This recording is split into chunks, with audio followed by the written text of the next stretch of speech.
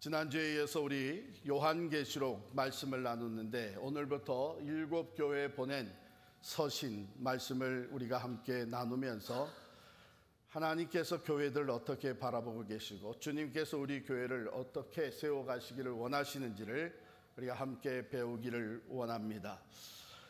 이 레터들은요 다 거의 비슷한 스트럭처로 쓰여져 있습니다.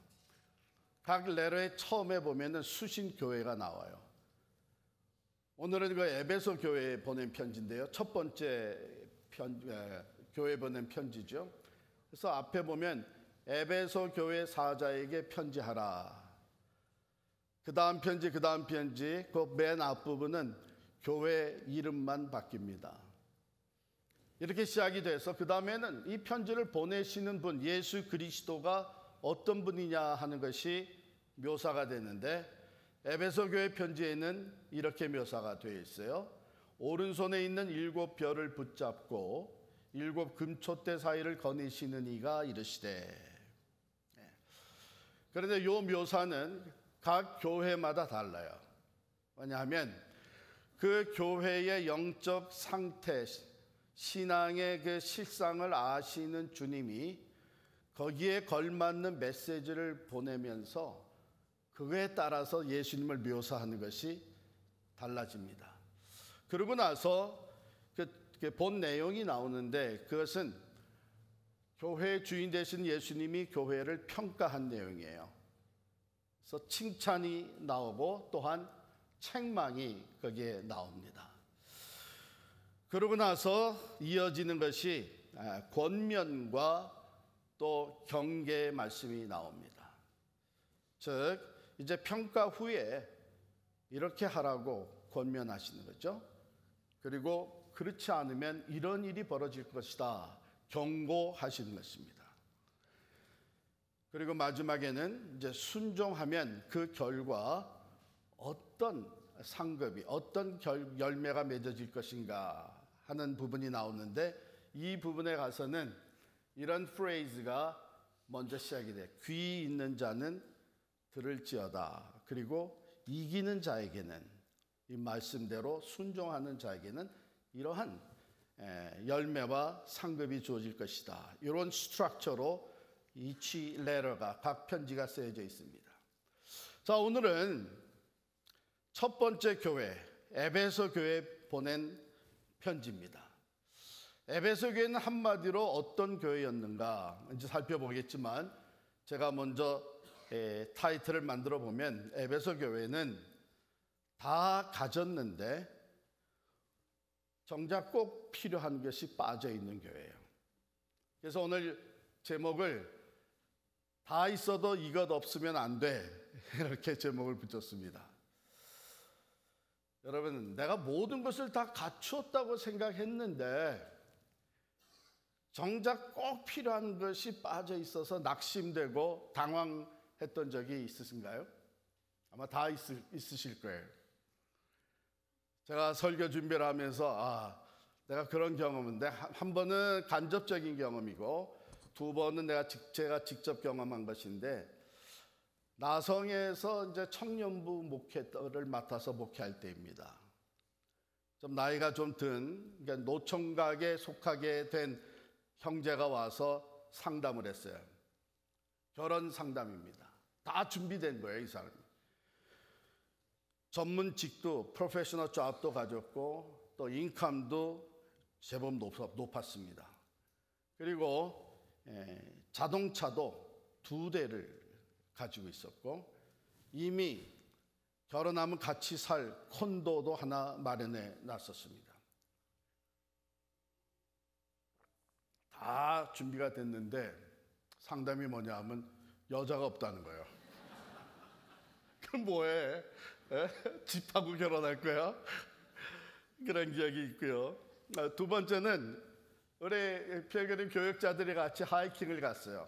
늘 다니던 세븐레이크 위로 올라가서 그 하이킹을 했는데 너무 좋아가지고 한 번은 우리 다음번에 올 때는 여기 와서 점심을 좀 거나하게 만들어 먹자. 찌개도 끓이고.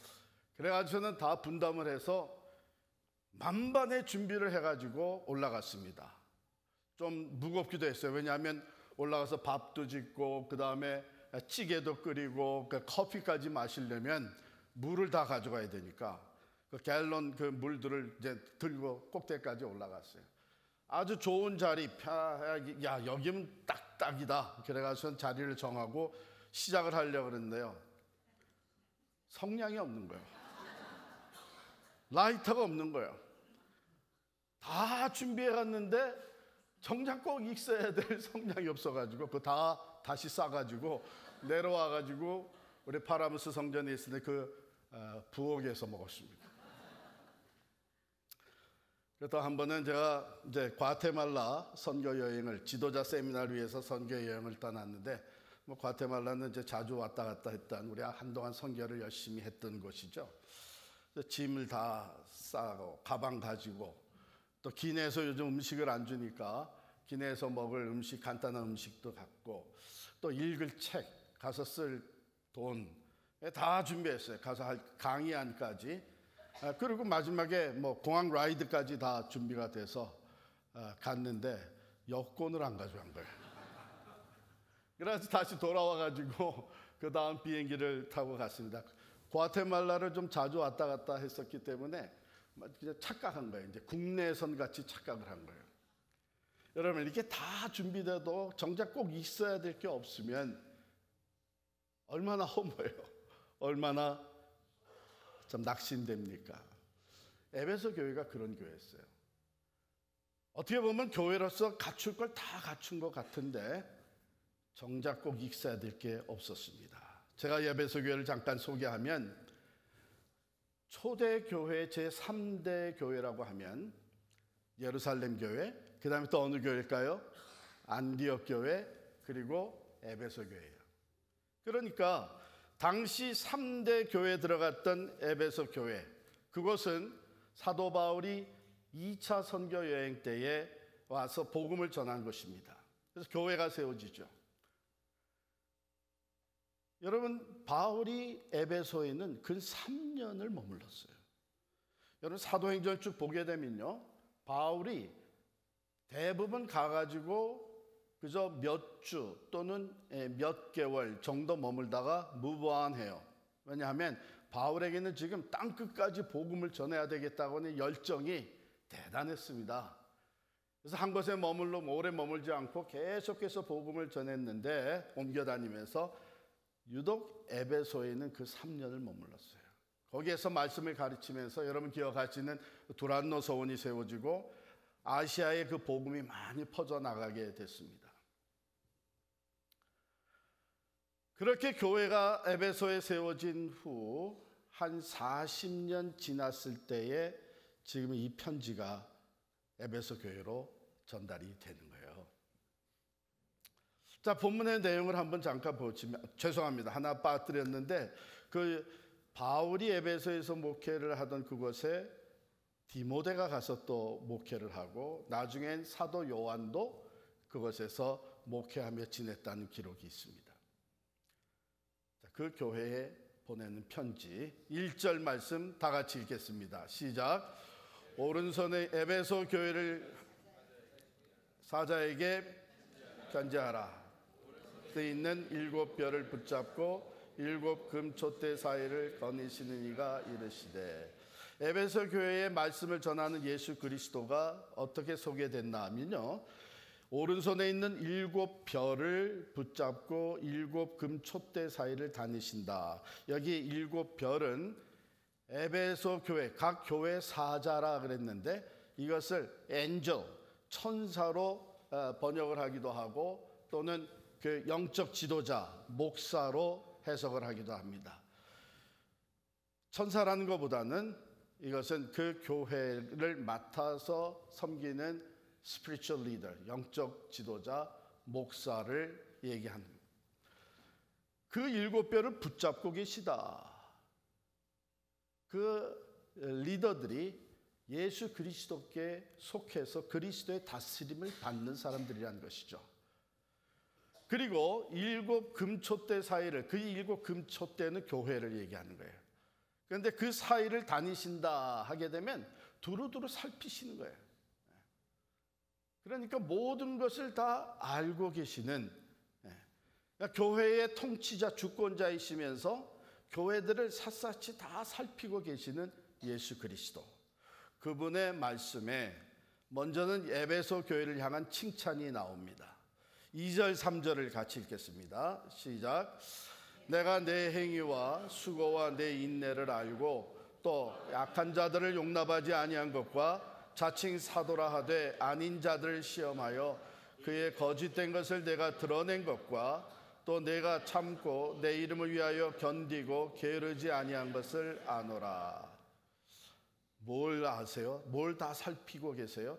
내 행위를 안다 그랬는데 이건 칭찬에 들어가는 것이니까 그 에베소 교회가 선한 일을 많이 한 것을 다 알고 계신 거예요. 그리고 수고를 한다.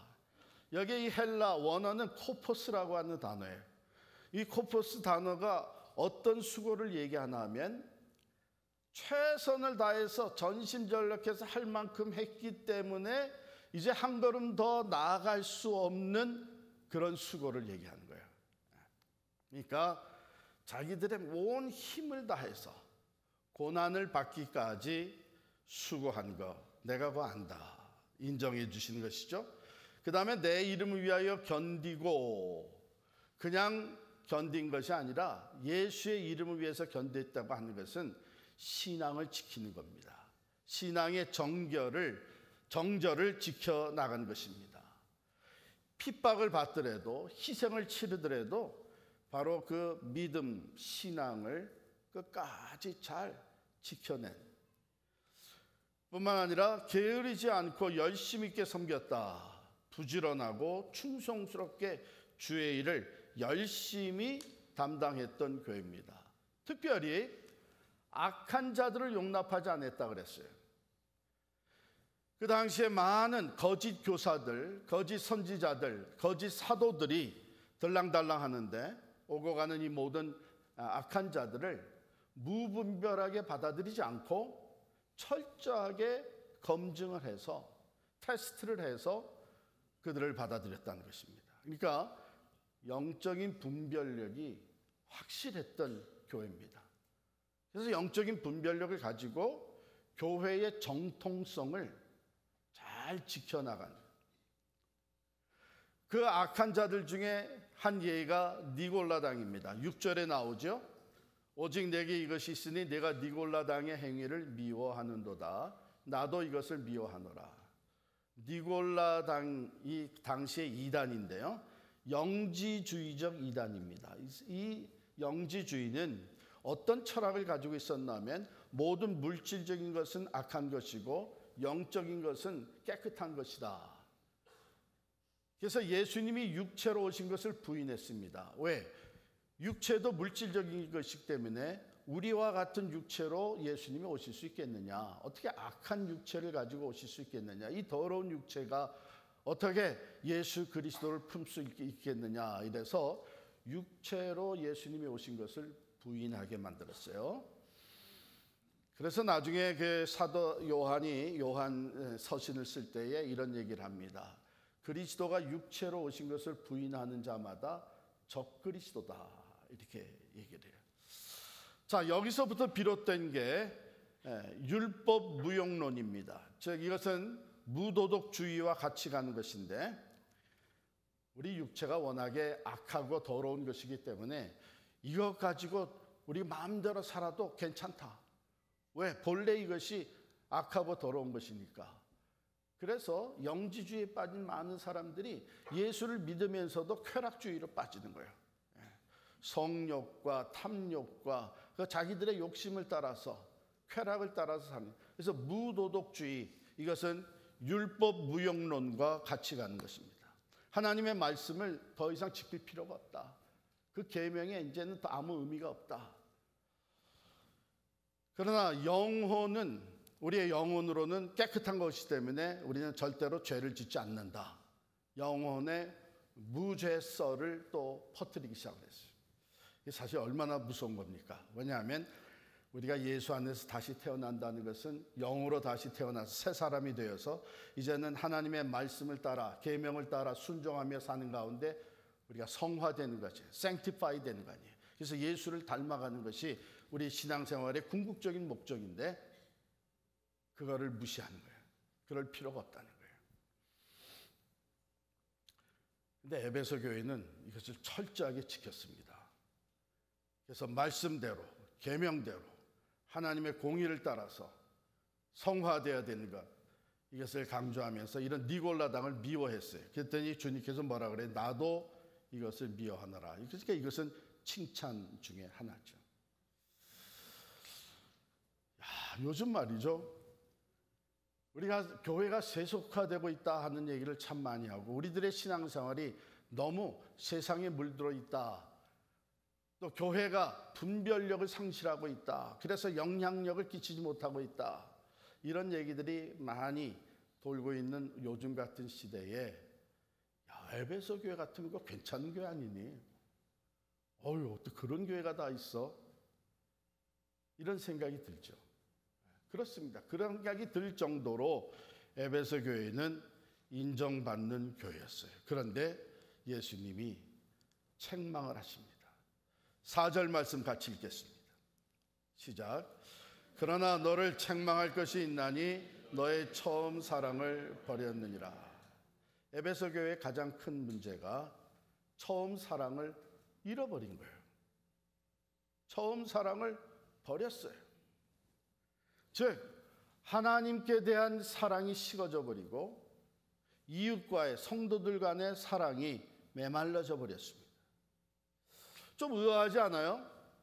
그렇게 열심히 하나님을 섬기고 말씀에 순종하고 진리를 분별하고 이단을 몰아내고 헌신적으로 섬기는 교회가 어떻게 사랑이 메말를 수가 있을까? 의아한 생각이 들 수도 있습니다만은 어찌 보면 우리도 그것을 경험하고 있을지도 몰라요. 이 모습은, 에베소 교회가 칭찬받는 모습은요, 지금 어디에 집중하고 치중되어 있는 모습인가 하면 일에, 사역에 치중되어 있는 거예요. 옳고 그른 것을 분별해서 믿음을 지켜나가고, 그리고 이단을 방제하고 제거하고, 그리고 하나님 앞에 헌신을 온전히 드리면서 교회를 봉사하는 것, 이것이 일 중심이 될 때에 우리는 사람에 대한 사랑이 점점 식어질 수가 있습니다. 이렇게 정통성을 앞세우고 나오는 교회가 에베소 교회같이 될 수 있는 이유는 뭔가 조금이라도 잘못될까 봐, 뭔가 조금이라도 위험한 요소가 들어올까 봐 신경을 곤두세우고 모든 사람을, 또 모든 사람의 말을 판단하는 게 우선순위가 돼버려요. 그래서 판단과 징벌, 징계, 이게 점점 더해가는 것입니다. 그러다 보면은 열심히 섬기고 가르치는 것 같은데 사람에 대한 사랑은 식어버리는 거예요. 하나님에 대한 사랑도 식어버리는 거예요. 여러분, 이게 우리로 하여금 생각하게 만드는데, 하나님은 두 본성을 가지고 계세요. 하나님은 공의의 하나님이시면서 사랑의 하나님입니다. 우리가 사랑 쪽에만 치중하게 되면 하나님의 공의를 상실하기가 쉽고, 공의 쪽에만, 의로운 쪽만 치중하게 되면 사랑을 잃어버리기가 쉽습니다. 그래서 에베소 교회가 지금 공의 쪽만, 바른 것, 정통성이 있는 것, 이쪽에 치중하다 보니까 사랑을 잃어버렸어요. 맨 처음부터 그건 아니었어요. 여러분, 에베소서 1장 15절에 보면 에베소 교회에 대해서 사도 바울이 이렇게 기록을 하고 있습니다. 주 예수 안에서 너희 믿음과 모든 성도를 향한 사랑을 나도 듣고. 초기에는 그들의 믿음과 사랑이 소문날 정도였어요. 그래서 사도 바울도 그것을 듣게 되었습니다. 그런데 그것을 점차적으로 잃어버리게 됐어요. 고린도전서 13장 1절부터 3절의 말씀입니다. 내가 사람의 방언과 천사의 말을 할지라도 사랑이 없으면 소리나는 구리와 울리는 꽹과리가 되고, 내가 예언하는 능력이 있어 모든 비밀과 모든 지식을 알고 또 산을 옮길 만한 모든 믿음이 있을지라도 사랑이 없으면 내가 아무것도 아니요, 내가 내게 있는 모든 것으로 구제하고 또 내 몸을 불사르게 내줄지라도 사랑이 없으면 내게 아무 유익이 없느니라. 여러분, 이 마지막에 내 몸을 불사르게 내준다, 이건 뭘 얘기하냐면 순교를 얘기해요. 믿음을 지키기 위해서 순교할 정도의 그 열정과 커미트먼트가 있어도 그 순교가 진정 하나님을 향한 사랑, 또 이웃의 구원을 위한 그 사랑의 순교가 아니라면 아무 유익이 없다는 겁니다. 그러므로 5절입니다. 5절 말씀을 같이 읽습니다. 시작. 그러므로 어디서 떨어진 것을 생각하고 회개하여 처음 행위를 가지라. 만일 그리하지 아니하고 회개하지 아니하면 내가 네게 가서 내 촛대를 그 자리에서 옮기리라. 전에는 안 그랬어요. 초기에는 안 그랬어요. 그 사랑이 소문날 정도였어요. 멀리 있는 바울에게까지 들려올 수 있는 그런 자랑스러운 믿음과 사랑이 충만한 교회였어요. 이제 하나님이, 주님이 주시는 말씀은 에베소 교회가 그것을 회복해야 된다.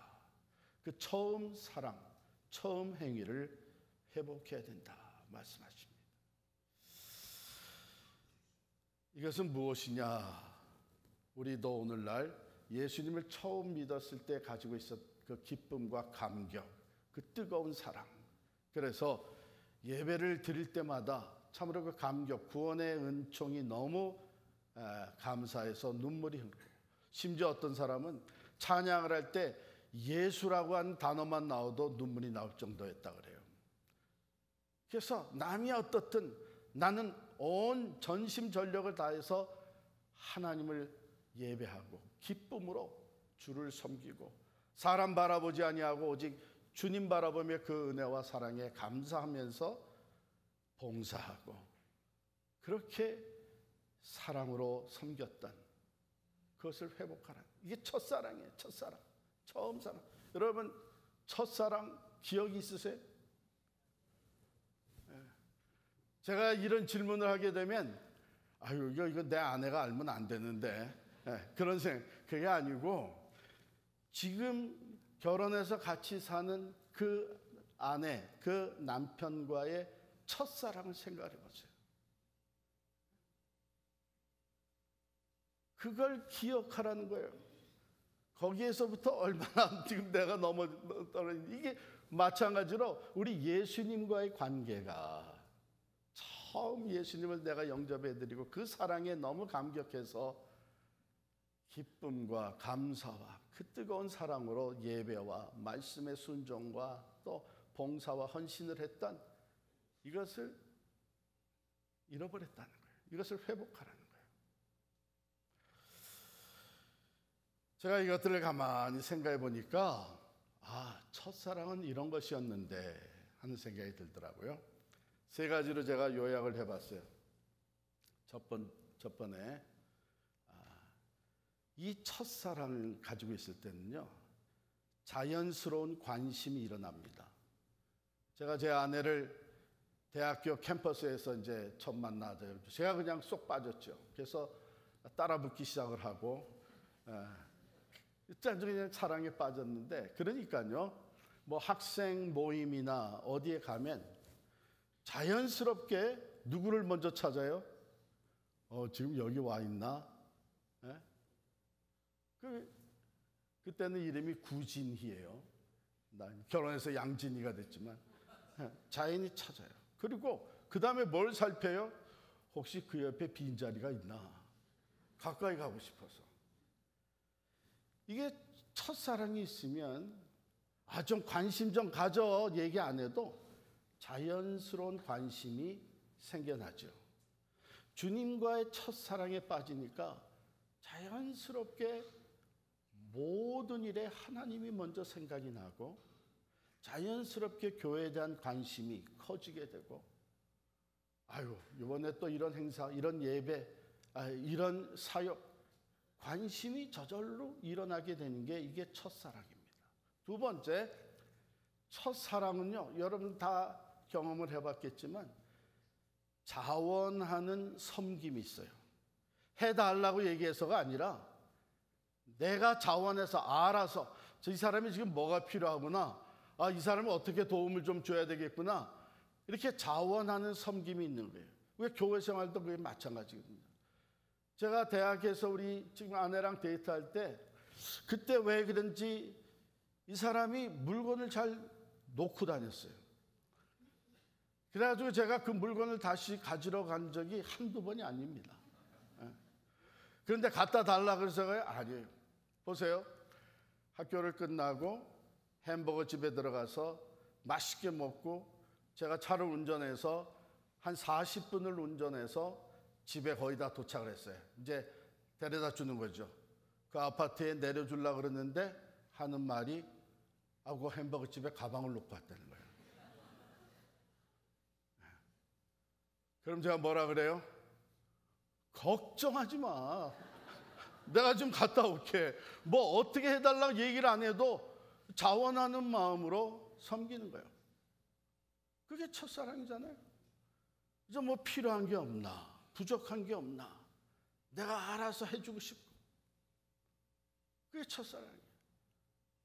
세 번째 첫사랑은 제가 돌이켜보니까 희생을 치르는데 그럼에도 불구하고 기뻐요. 나의 희생으로 말미암아 이 사람이 행복해지니까, 마음을 놓게 되니까 기쁨의 희생을 드릴 수 있는 게 첫사랑이에요. 우리가 예수님 섬기, 하나님 섬길 때도 그렇잖아요. 여러분 그때 막 그 사랑, 처음 사랑이 뜨거웠을 때에 아까웠어요? 좀 더 드리고 싶었죠. 주님의 몸된 교회 부족한 것이 없나? 내가 섬길 데가 없나? 성도들을 바라보면서 이 사람을 위해서 기도해 줘야 되겠네. 나도 이 사람 어떻게 좀 도움을 줘야 될 텐데, 이 첫사랑이 우리로 하여금 자연스러운 관심을 갖게 하고 자원함으로 섬기게 하고 기쁨으로 희생하게 만듭니다. 여기에 하나님이 영광을 받으시는 거예요. 여기에서 교회가 세상과 다른 면이 나타나는 거예요. 여기에서 사람들이 감동을 받는 거예요. 하나님이 우리를 그렇게 사랑하셨어요. 우리가 아직 죄인 되었을 때에 하나님이 죄로 말미암아 허물로 죽었던 우리들에 대한 관심을 가졌어요. 우리가 하나님의 이름을 부르기도 전입니다. 주님 나를 구해주세요. No. 우리가 아직 죄로 말미암아 죽었을 때, 하나님과 원수 되었을 때 하나님이 우리를 대한 관심을 가지십니다. 왜? 그 사랑으로. 그리고 우리가 보내달라고 그런 게 아닌데 자원해서 독생자를 보내주십니다. 예수님 이 땅에 오셔서 자원해서 가난한 자들, 병든 자들, 부족한 자들, 무지한 자들 섬겨주십니다. 그러더니 기쁨으로 자기 생명을 십자가에서 희생의 제물로 내놓으십니다. 이 사랑의 파워예요. 근데 여러분 혹시 요즘에는 이거 주일이 왜 이렇게 빨리 돌아와? 또 예배 들어가야 돼? 새벽 기도회는 그죠? 일주일에 한 번만 하면 되지. 뭐 구제 헌금, 선교 헌금, 뭐 특별 헌금 뭐 이렇게 드리라는 게 많어. 어쩌면 처음 사랑이 식어졌기 때문이에요. 이것을 회복하라고 합니다. 이것을 회복하지 않으면 어떻게 된다고 경고를 하세요? 촛대를 옮기겠다 그랬어요. 촛대가 뭐라 그랬죠? 교회라 그랬어요. 더 이상 교회가 되지 못하는 거예요. 더 이상 하나님의 사람들의 모임이 되지 못하는 거예요. 예수님이 촛대를 옮기신다고 하는 거기를 떠나시는 거예요.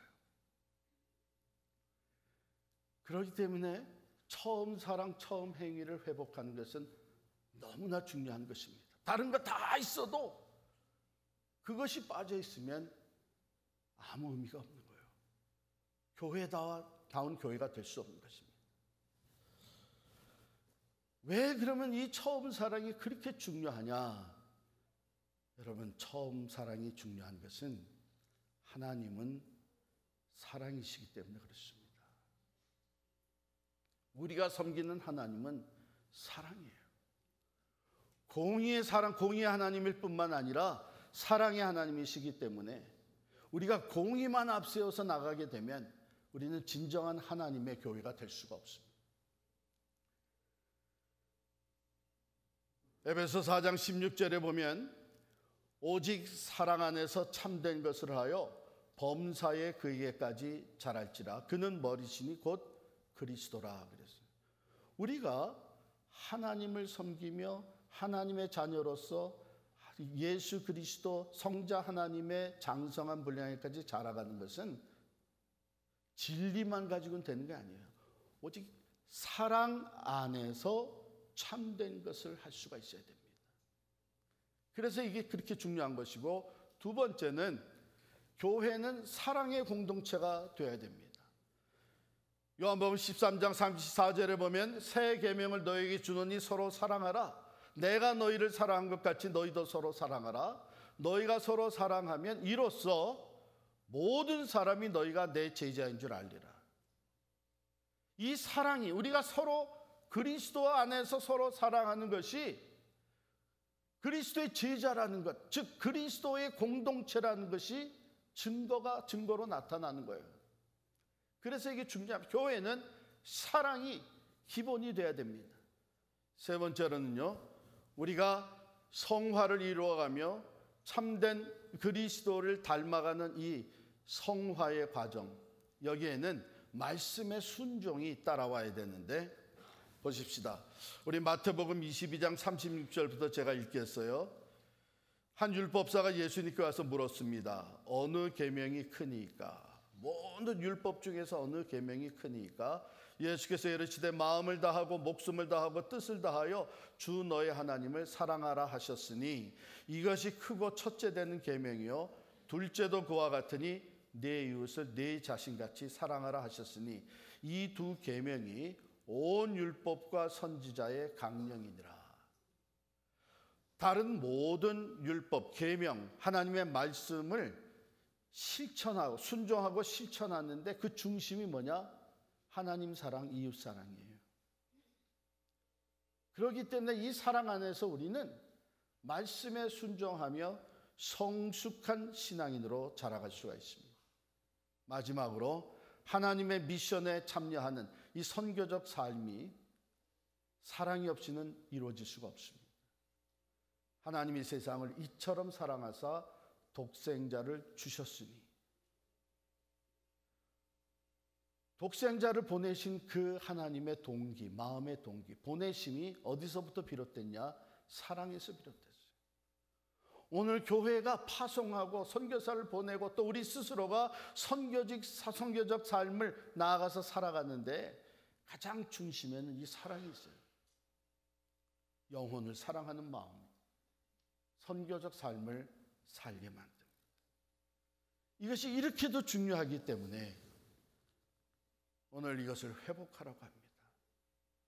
어디서부터 떨어졌는지, 나의 주님과의 그 첫사랑, 그것에서부터 내가 지금 얼마나 많이 멀어져 왔는지, 떨어져 있는지를 판단하면서 생각하라는 것입니다. 두 번째는 회개하라는 것입니다. 진정으로 사랑하지 못했던 것, 열심은 있었지만 빠짐없이 참석했지만 헌신과 헌금도 드렸지만 거기에 진정한 사랑이 없이 했던 이 모든 것을 회개하라는 것입니다. 그리고 마지막으로는 처음 행위를 회복하라고 하는 것입니다. 다 있어도, 다 갖췄어도 사랑이 없이는 교회가 될 수가 없습니다. 다 갖췄어도 사랑이 없이는 진정한 그리스도인이 될 수가 없습니다. 촛대 사이로 다니시는 예수 그리스도, 그 예수님이 오늘 우리 가운데 오셔서 우리의 예배를, 우리의 봉사를, 우리의 사역을 다 돌아보시고 우리의 오피스에 오셔서 우리의 만남과 우리의 회의와 모든 것을 다 돌아보십니다. 그리고 우리 예배를 끝나고 다시 집으로, 세상으로 나아갈 때 우리를 다 살펴보십니다. 그 모든 것에 사랑이 있는지, 첫사랑을 회복하고 있는지, 오늘 우리들에게 주시는 말씀이 될 수 있기를 바랍니다. 주님이 이게 비춰진 우리의 모습이 이 처음 사랑을 회복해서 그 사랑과 열정, 감사와 감격을 가지고 하나님을 예배하고 섬기며 서로 사랑할 수 있는 우리 모두가 됨으로 말미암아 약속하신 대로 생명나무의 열매를 먹게 되는 우리 온 성도들 되시기를 축원합니다. 우리 다 일어나셔서 찬송